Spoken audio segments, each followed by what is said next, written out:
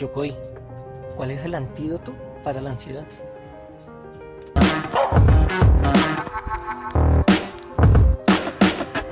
Kenji, ¿ha sufrido usted de ansiedad? La he sufrido, la he sentido, la he dominado y también la he dejado hacer estragos. O sea que es normal sentir ansiedad. Sí, yo creo que es tan normal como tomarse una selfie, caerse y morirse. Quiero decir, la ansiedad es tan normal como encontrar un lugar alto y decir, ay, quiero tomarme una selfie aquí. Y tan peligrosa como descuidarse y desde ese lugar caer, morir por tomarse una selfie. Tan normal y cotidiano es sentir ansiedad como peligroso si uno se descuida. Porque hoy en día se habla más de ansiedad en los jóvenes que antiguamente. Hay muchos factores, los más populares que uno lee, escucha, es el tema de las prioridades en las etapas, las épocas, ¿no? Antes la prioridad pues no eran los niños, los jóvenes. Si no eran los niños, menos los jóvenes. Ni a un niño le preguntaban usted cómo se siente, qué quiere, qué piensa, ¿no? Menos a un joven, usted qué siente, simplemente muévase. Casi todo giraba en torno a los adultos. Se respetaba mucho lo que el adulto sentía, quería, hacía, muy poco a los niños. Tanto que tuvieron que nacer los derechos de los niños, que los adultos entendieran que no eran los dueños de sus hijos y por eso podían hacer lo que quisieran con sus hijos.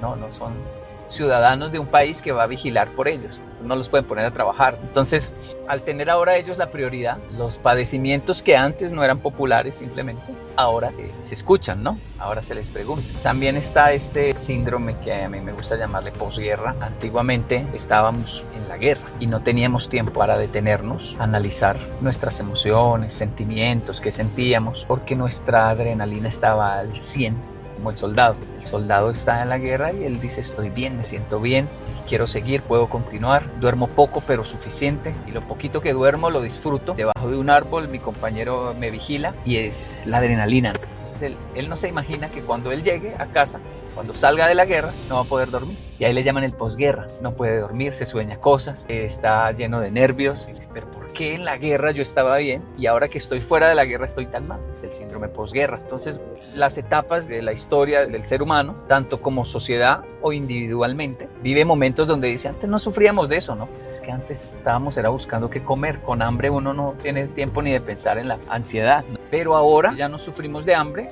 que vamos a un colegio, nos protegen, se despiertan otro tipo de problemas. Eso no significa entonces volvamos a la guerra, no. Eso significa que hemos ido avanzando y vamos cada vez a tener problemas de los países ricos, ¿no? Son de los países desarrollados, donde ya no tienen flagelos tan fuertes como la guerra y ahora podemos dedicarnos a otros problemas también importantes como la ansiedad. Entonces siempre ha existido la ansiedad. Correcto. Lo que no había era internet, por ejemplo. Un análisis sencillo es, ahora usted ve que en el mundo entero hay denuncias de abusos contra los niños, abuso sexual por todo lado. Antiguamente no había tanta denuncia, pero todos sabíamos que había abuso. ¿Por qué no había tanta denuncia? Porque no estaban los medios de comunicación cerca, porque se pasaba por allá en las fincas remotas, nadie se enteraba. Pero ahora todos tienen internet cerca, pueden contar, pueden decir qué pasó acá con el vecino. Ahora hay más estadística de esos abusos. ¿Será que antes no había? No, antes había. Lo que no había era internet. Entonces también hay una sensación, ¿no? Solo la sensación, pero no imaginamos los estragos que hizo antes y cómo eso quedó en el olvido, nadie se enteró, tantas personas que sufrieron, murieron, se enfermaron de eso y jamás ni sabíamos que era ansiedad. Yokoi, ¿cuál es el antídoto para la ansiedad? ¿Cuál ansiedad? ¿Cómo así? No, es que lo digo porque ¿la ansiedad de quién? ¿Bajo qué circunstancias? La ansiedad es un síntoma que se genera por múltiples raíces y por eso es muy peligroso dar un antídoto, un único antídoto. No existe un solo antídoto para una problemática de tantos factores. Por esa razón, es una pregunta muy peligrosa y una respuesta más peligrosa aún donde se dé un antídoto. Por ejemplo, antiguamente lo que era más peligroso eran los remedios caseros. ¿Cuál es el antídoto para tal cosa? Vaya, tome orines, vaya, tome aguardiente, vaya, yo no sé qué vaya, échese tal cosa, haga esto en la noche, pero a medianoche y lo lanza hacia atrás y después se toma. Todos esos remedios caseros, místicos, eran muy peligrosos, que enfermaban más a la gente y se propagaban las pandemias por los mitos que había. Si matamos un gato y lo dejamos abierto, la familia no nos toca la peste y eso empeoraba la situación. Ahora el peligro recae sobre respuestas simplistas, de no se acude a un profesional de la salud mental para tratar cada caso de modo individual, porque la ansiedad puede tener causas tan diversas como los mismos individuos. Ahora, esto no significa que siempre la respuesta esté en el análisis profundo, concienzudo, con un profesional en terapia de la infancia y de las heridas. No, eso es lo básico que hay que hacer. Todos deberían hacerlo una vez en la vida, en algún momento de su vida, si así lo sienten. Pero el cuerpo mismo pide terapia, y la terapia puede ser: quiero correr, quiero hacer ejercicio, quiero enfocarme en la pintura, quiero ir hacia un lugar, hacia la naturaleza, quiero estar en silencio. El cuerpo comienza a pedir. Hay que estar atento a lo que pide el cuerpo, porque muchas veces pide justo lo que él necesita, pero no caer en la trampa de que existe un antídoto para todos. Cuando la ansiedad se despierta, es una alarma que dice: hey, necesitamos equilibrio, mucho azúcar, vamos para allí, está muy tranquilo todo, vamos a hacer ejercicio. Por eso es tan natural e importante como peligrosa si no se le pone cuidado. Usted me dijo que la ansiedad hizo estragos en su vida. Quisiera saber cómo fueron esos momentos, cómo logró controlar esos momentos. Agradecer primero a tener el sensor de la ansiedad limpio, funciona en mi vida. Pero cuando se disparó e hizo estragos en varias etapas de mi vida. La más antigua, seguramente la adolescencia, donde me generó muchísima ansiedad. Recuerdo el no saber qué hacer con mi vida, no tener un futuro claro, no tener un trabajo seguro, no tener una academia importante, no tener nada de lo que mi papá ya tenía a mi edad, y él hablaba de eso y uno lo sabía. Entonces me estresaba. Mi papá hizo todo eso y yo lo sé, yo lo veo por fotos. ¿Qué voy a hacer de mi vida? ¿Quién se va a casar conmigo y qué tengo que ofrecerle a alguien? La incertidumbre de un futuro tan incierto y con tan pocas posibilidades y oportunidades, porque no era un japonés en Japón, tampoco era un colombiano en Colombia. Era un latino, un colombiano en Japón, que lograba ese factor disminuir mucho las oportunidades y las capacidades de alcance.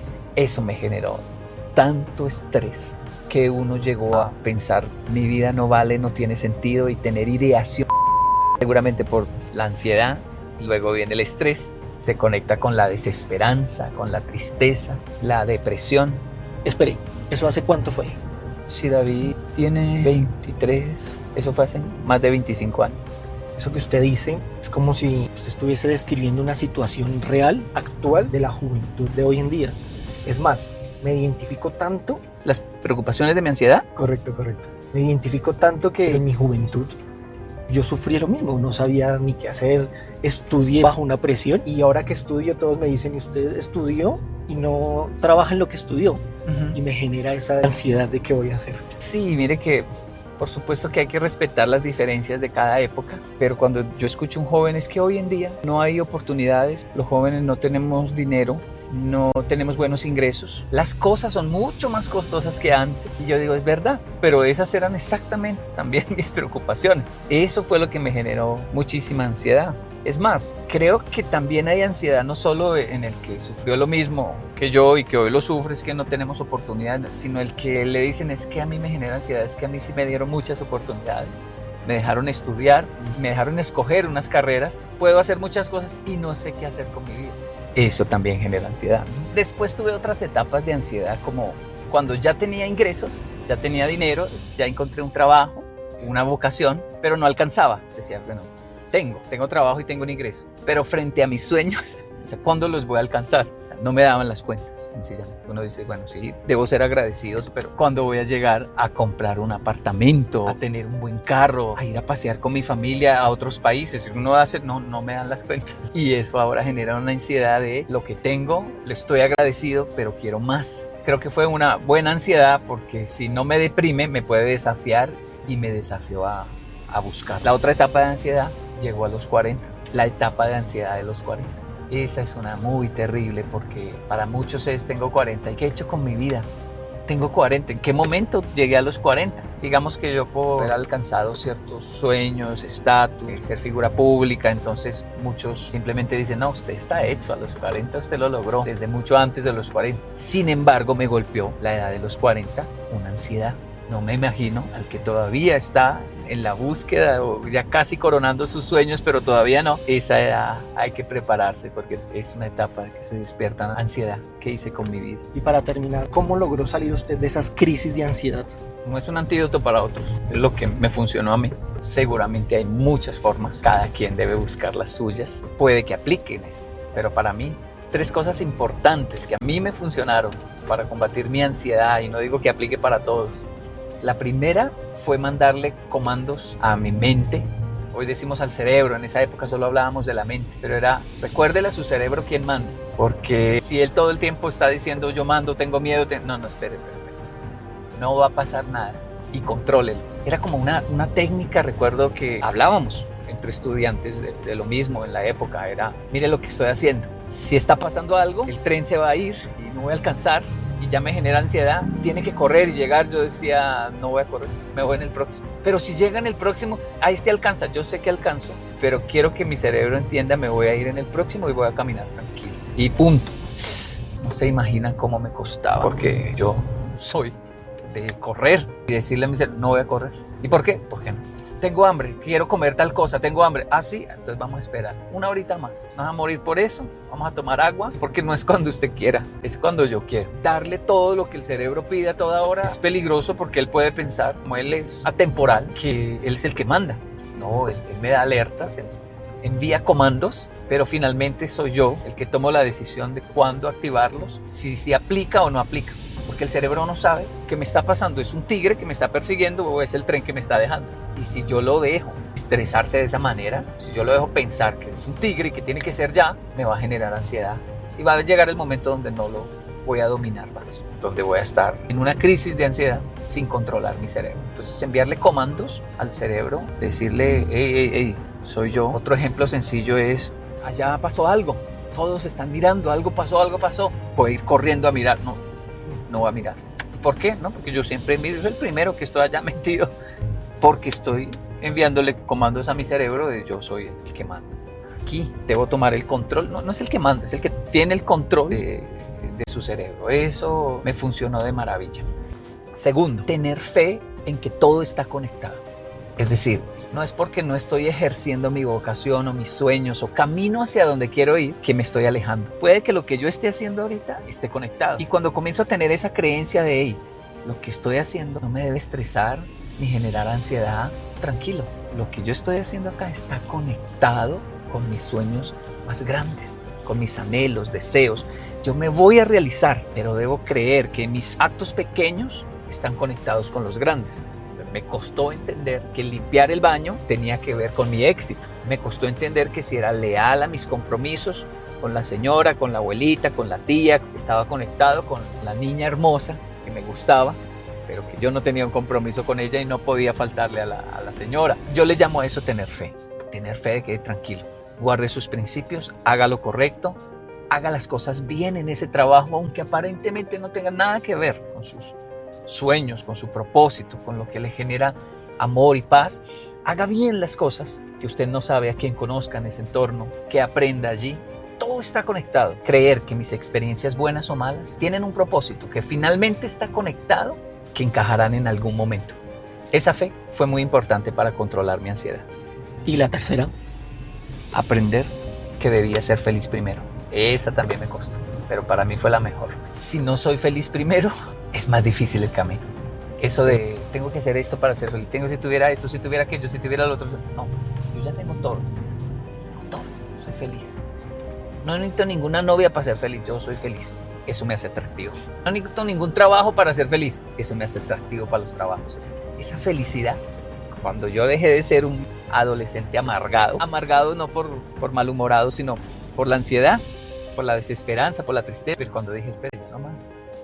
Vamos a morir, entonces vamos a morir felices. Y eso fue porque yo estaba muy mal, en una crisis de ansiedad. Visito a un líder religioso en Japón, brasileño él, y le comento todo esto. Me dice, se va a perder muchas cosas en esa vida. Usted va a perder muchas cosas en esta vida. Yo dije, no, pero vengo a decirle que tengo una crisis de ansiedad. Me dice, usted va a perder muchas cosas en esta vida. Va a lograr un trabajo bueno, se lo aseguro, mas va a perder también, pero lo va a perder. Se va a conseguir enamorar con una mina muy bonita, mas va a perder también. Usted va a lograr enamorarse y una niña muy hermosa se va a enamorar de usted, pero va a perder también. Todo pasó. Va a perder. Y yo dije, pero yo bien mal. Le pronostico el futuro. Sí, vino a amargarme la vida este hombre y me dijo, pero hay una cosa que usted no se puede dar el gusto de perder. Y él me dijo, porque yo a usted lo conozco muy bien. De alguna manera los latinos siempre estamos haciendo chistes o viendo. Y hablé y reía y esto, lo otro.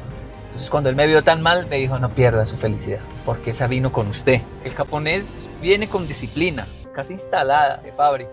No se puede dar el gusto de perderla. Agarrar un japonés y enseñarlo a ser latino, pero quitarle su disciplina, dicen, ahora ni sabe bailar ni llega temprano. No hacemos nada. Agarrar un latino y enseñarle la disciplina, pero quitarle la felicidad, dicen, ahora llega tarde y llega mal, llega bravo, ¿no? La idea es que uno aprenda de otras culturas, pero no pierda su esencia. Y mi esencia resultó ser latina. Es decir, yo tengo el palito para hacer chistes, para hacer reír, para molestar. De ahí que mis participaciones públicas siempre están muy condensadas de humor. De todas esas cosas, yo no las hago en realidad para hacer reír a otros. Es porque yo no puedo perder mi felicidad. Porque si yo no hago esos picos, no le estoy acordando a mi cerebro, yo soy feliz. Y eso me hace atractivo para mis sueños. Cuando uno cumple sus sueños se supone debe llegar a la paz, la tranquilidad y es la serenidad. Eso son todo lo contrario a la ansiedad. Yoroshiku.